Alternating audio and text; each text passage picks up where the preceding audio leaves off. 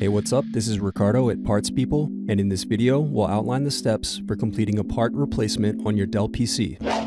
Visit our website and use this coupon for a 5% off discount.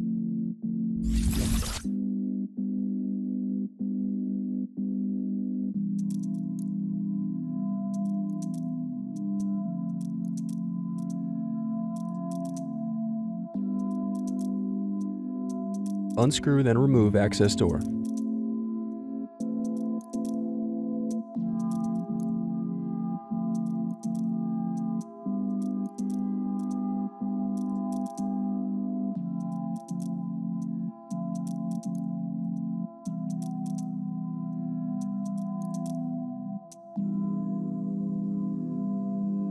Now unscrew and disconnect battery.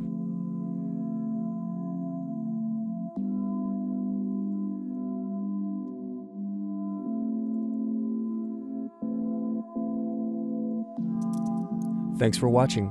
Don't forget to like and subscribe if you enjoyed this video. And if you need more, check out this playlist to watch other tutorials for your laptop. You can also click here to find parts for your laptop at partspeople.com.